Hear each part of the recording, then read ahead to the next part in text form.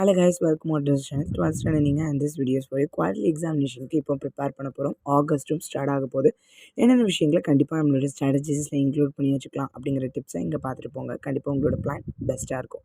இங்கிலீஷில் கண்டிப்பாக நம்மளால் படிக்க மாட்டோம். பிஃபோர் த எக்ஸாமினேஷன் படித்தாலே போதும், அதில் கண்டிப்பாக ஸ்கோர் ஏறும் அப்படின்னு நினைப்போம். பட் லாஸ்ட் எக்ஸாமினேஷனில் வர்ற ஒரே ஒரு லாங்குவேஜ் அப்படின்னு சொல்லும்போது இங்கிலீஷ். தமிழ் உங்களுக்கு ஸ்பெல்லிங் மிஸ்டேக் இல்லை அப்படின்னா அது காலவாரி விடாது, இல்லைனா அதுவுமே கண்டிப்பாக காலவாரி விட்டுரும். இங்கிலீஷில் ஃபோக்கஸ் பண்ண விஷயம் என்னங்கிறத படிச்சுட்டு பார்த்துட்டு போங்க. கண்டிப்பாக அதை படிங்க, ஈஸியாக நம்மளால் ஸ்கோர் பண்ண முடியும். கண்டிப்பாக வாரத்தில் 3 நாள் ஜஸ்ட் ஃபார் ரிலாக்ஸேஷனுக்காக அந்த சப்ஜெக்ட் எடுங்க. ஜஸ்ட் அதை படிக்க பாருங்கள், எந்த ஒரு பிரச்சனையுமே இருக்காது. அந்த ஒரு வாரத்தில் வெறும் இந்த மாதிரி பிளான் பாருங்களேன். ஃப்ரைடேவும் போயம் தான் நம்ம படிக்கிறோம், சண்டேவும் அந்த போயம் தான் படிக்கிறோம், அதுவும் யூனிட் 3 தான். இப்படி படிக்கும்போது நம்மளால் ஈஸியாக படிக்க முடியும் அண்ட் கண்டிப்பாக ரிலாக்ஸாக நம்மளால் கண்டிப்பாக படிக்க முடியும். அதனால் இந்த மெத்தடை நீங்கள்